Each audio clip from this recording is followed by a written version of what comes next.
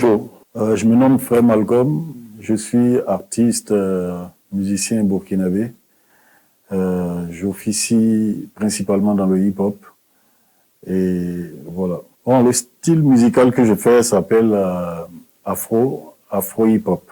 Je fais de l'afro-hip-hop.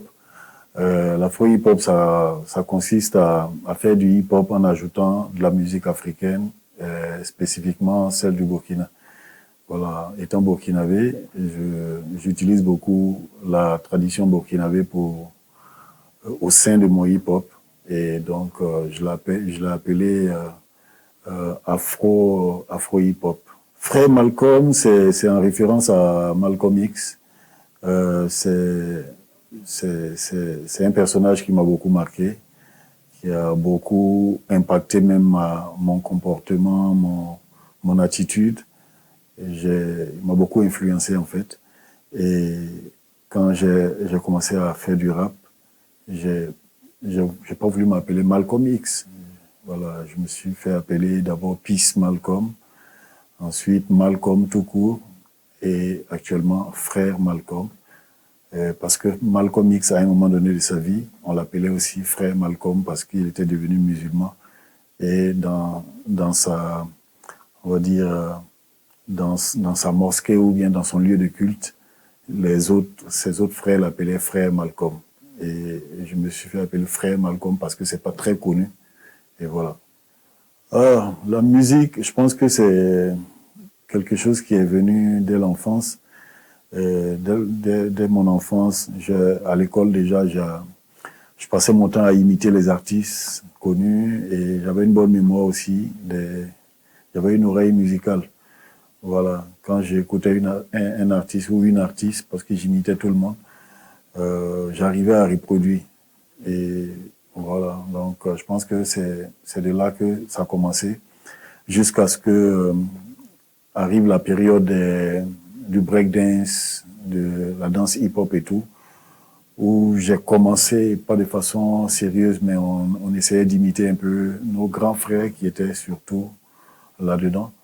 Et au final, je me retrouve à faire de la musique hip-hop et je pense que c'est une suite logique. Mon parcours, on va dire, moi j'ai commencé le hip-hop en 1995 en Côte d'Ivoire. Voilà, mais pas en tant qu'artiste professionnel, en tant que débutant où j'apprenais dans le quartier avec d'autres rappeurs. On a formé pas mal de groupes. À l'époque, mais le groupe le plus connu qui a été peut-être un peu médiatisé, c'est Djelikan, qui est mon groupe avec deux de mes amis en Côte d'Ivoire.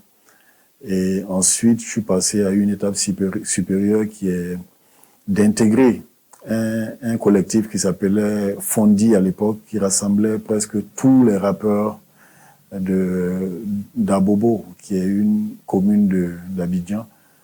Voilà, ça rassemblait tous ces artistes-là dans un collectif qu'on appelait Fondi. Et ensuite, après Fondi, je suis rentré au Burkina en 2000. En 2000, et j'ai rencontré David le combattant et on a formé Face au combat. Et le parcours de Face au combat a duré 13 ans. Après toutes les tournées partout dans le monde, tournées au Burkina, un peu partout. Pas mal d'albums, pas mal de clips. Et voilà, la carrière de Face au combat s'est arrêtée en 2013. Et en 2016, j'ai sorti mon premier album solo en tant que Frère Malcolm. Et voilà un peu le parcours. Bon, avec David le combattant, je pense que quand on a créé Face au combat, on était tous des débutants. Il n'y avait pas de... Voilà, on était tous débutants. Et c'est au sein de Face au combat qu'on a tout appris. L'un de l'autre déjà. Moi, j'ai appris des choses avec David, qui a appris des choses avec moi. Et après, on a dû aller se former à l'école de musique pour avoir au moins les b.a.-ba même de la musique. Et je pense qu'on s'est enrichi mutuellement et chacun a appris de l'autre. Bon, je pense qu'avec David le combattant, il y a pas de tension. Tout se passe bien et on a même déjà enregistré une chanson ensemble qui n'est pas encore sortie pour des raisons techniques parce que y a David qui se sentait pas bien à un moment donné. Et ça a retardé les choses. Sinon, on a fait une chanson déjà ensemble qui va bientôt sortir. Et ça, c'est la chanson qu'on a faite là, c'est sur l'album de David. Maintenant, moi-même, sur mon album aussi, on doit faire une autre chanson avec David. Donc, c'est pour dire que la collaboration continue. Le groupe n'existe pas, mais on collabore toujours. Et il n'y a aucun souci. Le plus beau souvenir, avec le groupe ou en solo? Ben, il y en a beaucoup de bons souvenirs. Bon, j'ai beaucoup aimé un festival qu'on était allé faire au Gabon. Et j'ai beaucoup aimé comment les choses se sont déroulées. Et ça m'a permis d'avoir confiance en moi parce que quand on est allé à ce festival, c'était à l'époque de Faso Combat. Et dans le festival, il y avait 3 grands concerts. Il y avait un premier concert à l'Institut français du Gabon. Ensuite, il y avait un second concert dans une salle qu'ils appellent Gabon Expo, une grande salle genre Sénasa, Maison du Peuple, des trucs comme ça. Et il y avait un dernier concert qui était prévu à la plage, c'était le concert Apothéose, c'était la fin. Et ils avaient catégorisé les artistes. Ils avaient mis, selon eux, les petits artistes à l'Institut français, les grands artistes, les grands rappeurs, c'était un festival hip-hop, les grands rappeurs au festival et à la salle Gabon Expo et à la plage pour l'Apothéose. Et nous, on était parmi les petits rappeurs. Ils avaient considéré que nous, on était des petits rappeurs et nous avaient mis à l'Institut français. Et le jour de notre concert, quand on est passé, ils ont compris que ce n'étaient pas des petits rappeurs. Ils nous ont reprogrammés pour Gabon Expo, où il y avait les grands rappeurs. Ils étaient obligés de nous ramener là-bas pour la date suivante. Après ce concert, il y a eu quelque chose qui s'est passé encore. Après notre prestation, ils sont revenus nous voir pour le concert Apothéose. Alors qu'on était parti pour juste une seule date, et finalement on s'est retrouvé à vouloir faire toutes les dates parce qu'ils se sont rendus compte de notre talent et ils se sont rendus compte qu'ils s'étaient trompés. Et moi, ça m'a beaucoup plu parce que quand on nous a mis dans une petite salle, on ne s'est pas plaint. On a montré sur le terrain qu'on n'était pas des petits. Et ils l'ont compris. Ça, c'est mon meilleur souvenir. Bon, je pense pas que ça soit une histoire de détrôner ou trôner, si on peut s'exprimer ainsi. Je pense pas que la nouvelle génération détrône l'ancienne génération. La musique, comme la culture, comme toute autre chose, c'est une continuité. Voilà. Nous, quand on arrivait, il y avait des artistes qui étaient au sommet et nous, on est arrivés et c'est nous qui étions au sommet. De même, nos petits frères vont arriver, ils seront au sommet. C'est une continuité, c'est pas détrôné, puisque le talent ne finit pas. Voilà, le talent des anciens ne finit pas, le talent des nouveaux aussi. C'est une question de génération, parce que le public est de plus en plus jeune et s'intéresse aux artistes jeunes. Voilà, nous aussi on a notre public qui n'est pas très actif, parce que notre public est devenu aujourd'hui des pères de famille qui ont du mal à sortir, parce que si moi j'organise un concert, ceux de mon âge, pour pouvoir venir à mon concert, déjà, il faut qu'ils demandent l'autorisation à leur femme. Soit ils viennent avec toute la famille, soit ils demandent l'autorisation. Et c'est compliqué pour les gens de ma génération de sortir de leur maison, aller suivre des concerts. Mais pour les jeunes, ils sont libres, ils sortent quand ils veulent, ils rentrent quand ils veulent. Donc, ça apporte quelque chose à la nouvelle génération et ça n'enlève rien à leur mérite parce qu'ils ont du talent. Et pour moi, il n'y a pas de comparaison. Je pense que chaque chose a son époque. Et chacun doit assumer son parcours et respecter ceux qui sont devant aujourd'hui. Bon, pour ceux qui connaissent le hip-hop burkinabé, on dira que le rap burkinabé était à son apogée à une époque, pas maintenant. Maintenant, ce n'est pas à son apogée. En toute honnêteté, le rap burkinabé n'est pas à son apogée actuellement, parce que aujourd'hui le rap même a changé en fait. Le rap a changé, donc quand on dit rap, ouais, aujourd'hui, il n'y en a pas beaucoup. Il n'y a pas beaucoup de rappeurs. Voilà, il y en a qui font du rap et qui mélangent, qui chantent beaucoup. Aujourd'hui, la nouvelle génération chante beaucoup. Parce que le rap d'aujourd'hui est un peu chantonné. C'est pas forcément le rap que nous on faisait.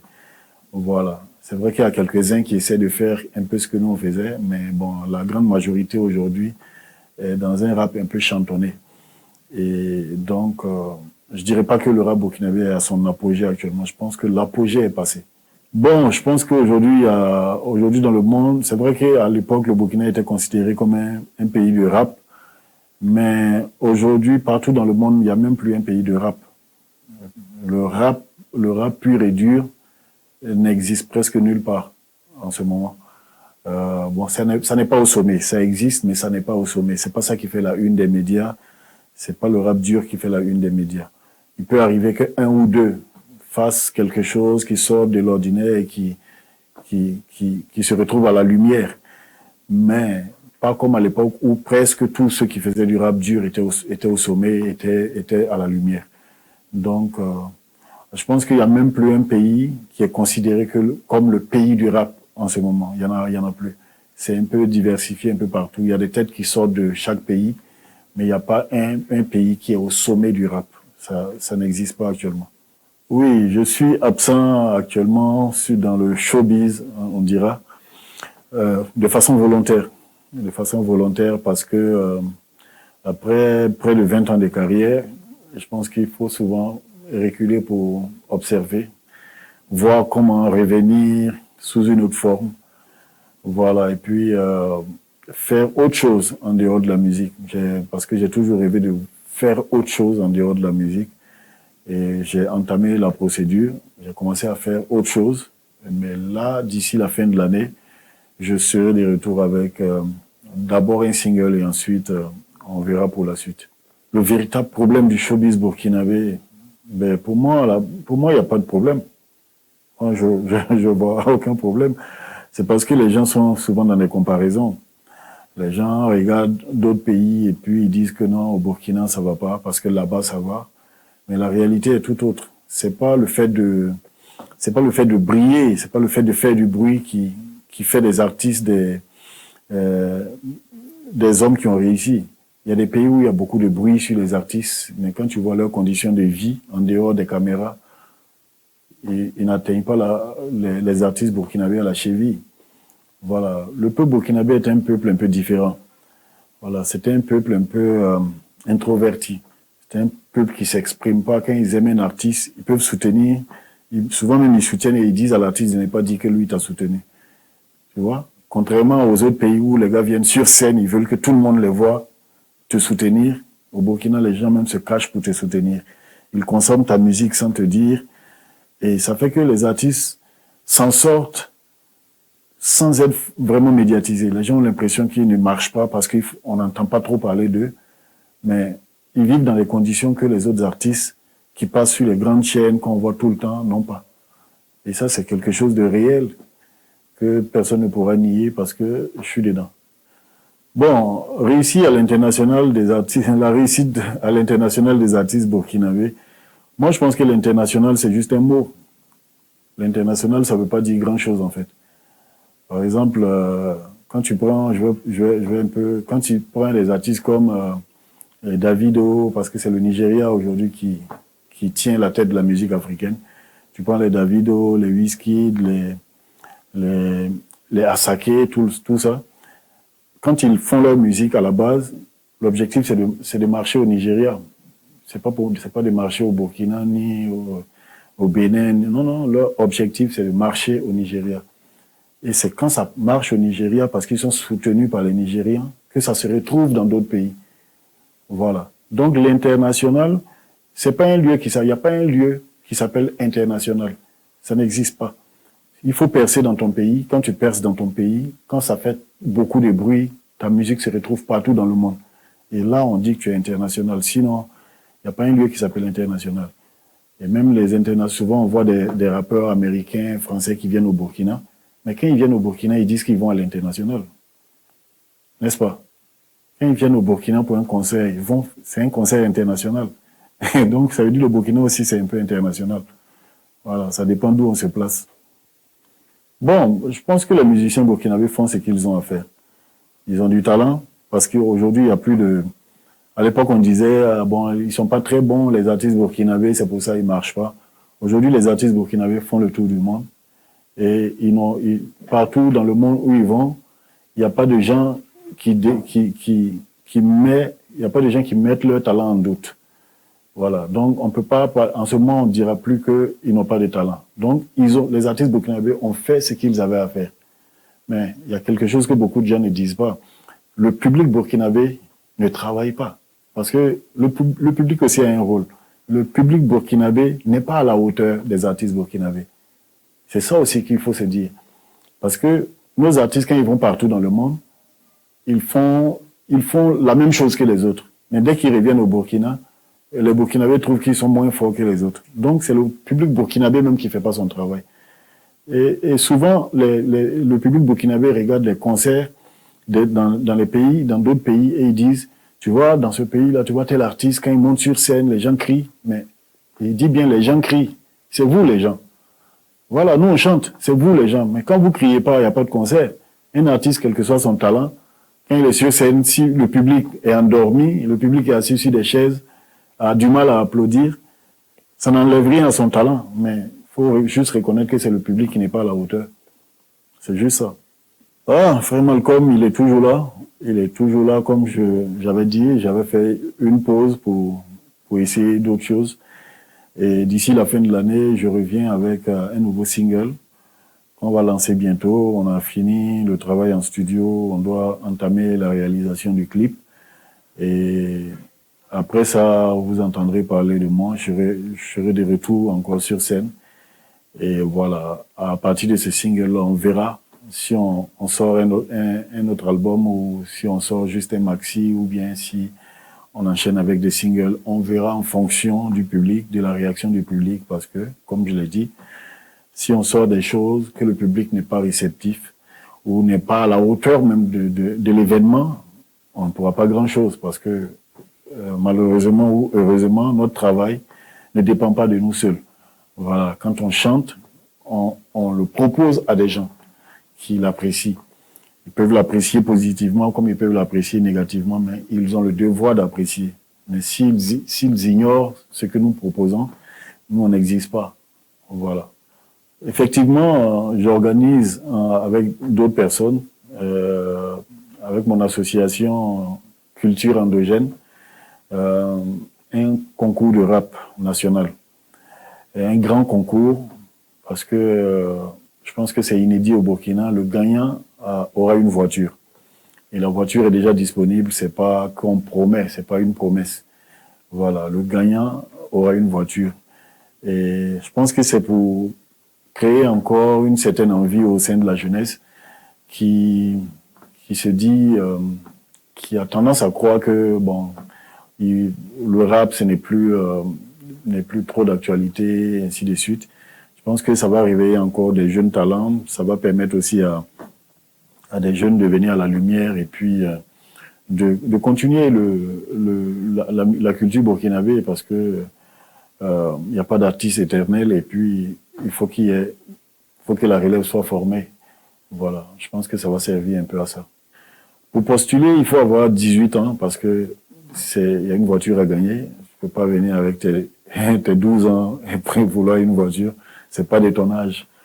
Voilà. Donc, il faut avoir déjà 18 ans pour être candidat. Et il y aura d'abord un premier casting où on va faire une audition, on va écouter les gens en direct comme ça. Ils viendront poser des rappeurs. Ils viendront poser sur des instrus en 1 minute. Et on verra s'ils ont le niveau ou pas. Parce qu'on voudrait pas qu'il y ait du monde sans qu'il y ait vraiment des talents. Et à partir de ce moment, on fera le tri. On va prendre les bons rappeurs qui seront retenus. Dès que les rappeurs sont retenus, ils doivent maintenant s'inscrire. Ceux qui sont bons doivent maintenant s'inscrire. Et c'est là où beaucoup vont fuir parce que l'inscription, ça coûte 20 000 francs. Ça, c'est inédit aussi. Voilà. Donc, l'inscription coûte 20 000 francs pour gagner une voiture qui coûte des millions. Donc, je pense que c'est quelque chose à tenter aussi. Et voilà. Et le gagnant, non seulement à la voiture, aura droit à une production d'album, aura droit à un clip. Le deuxième aura droit à une moto, aura droit aussi à une production, à un clip. Le troisième aura comme cadeau un ordinateur portable, un casque de musique là, d'une marque bien connue que je ne vais pas citer, et aussi de la production musicale. Donc, après ça, il y a un accompagnement. Ceux qui vont gagner seront suivis par l'association Culture Endogène, seront soutenus dans leur carrière et voilà. C'est un peu ça l'objectif de ce concours. On commence le 1er septembre avec les castings et à partir du 25, le concours proprement dit commence au Sénasa, quart de finale, demi-finale, finale. Voilà.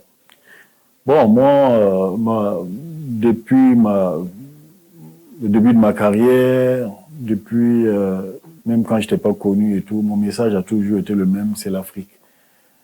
C'est l'Afrique, c'est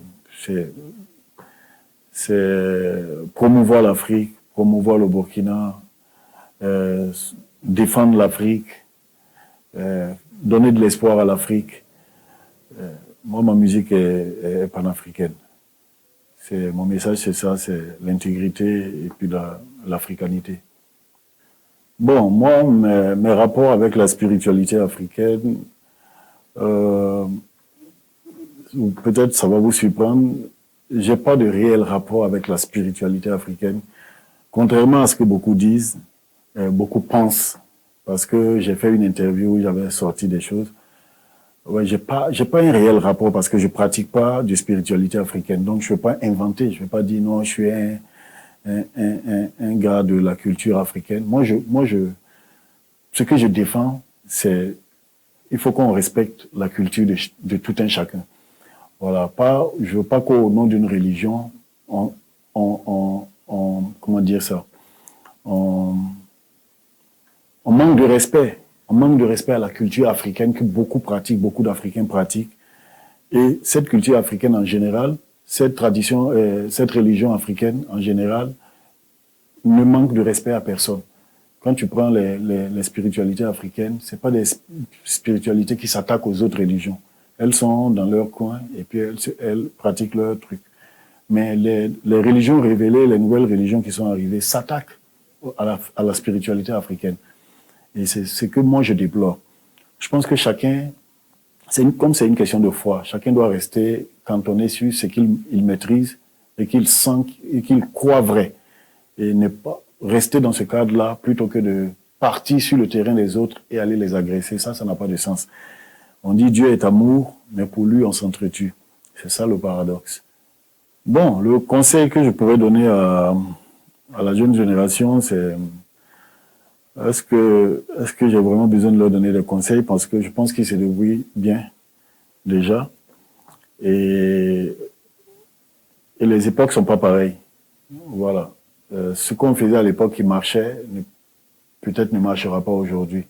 Je pense que chacun tient compte de son environnement. Voilà, ça c'est quelque chose que je pourrais dire. C'est quand on fait une musique, quand on fait de la musique, quand on veut être artiste, on doit tenir compte de son environnement. Voilà. Tu peux pas vouloir faire du rap comme un Américain quand tu vis au Burkina. Tous les Américains que vous voyez, que vous aimez, je pense que s'ils étaient au Burkina, ils n'allaient pas rapper en anglais. Ils rappent en anglais parce qu'ils sont aux États-Unis. Vous voyez les rappeurs français, ils rappent en français parce qu'ils sont en France. Et vous qui êtes au Burkina, vous aussi adaptez-vous aux langues nationales.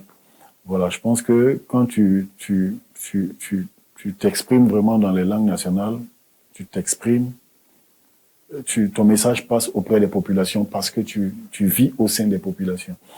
Voilà. Moi, c'est le conseil que je donne parce que j'ai remarqué que beaucoup d'artistes se plaignent.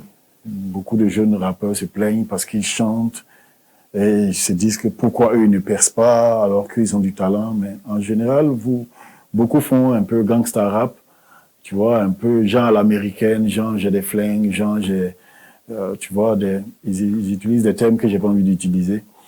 Et voilà, c'est pas notre réalité en fait. Quand tu fais comme ça, tu t'isoles tout seul et tu chantes pour toi seul en fait. Parce que même ces Américains et ces rappeurs français qui utilisent ces expressions ne marchent pas au Burkina. Et toi, tu les imites, tu vas subir le même sort, tu ne marcheras pas au Burkina aussi.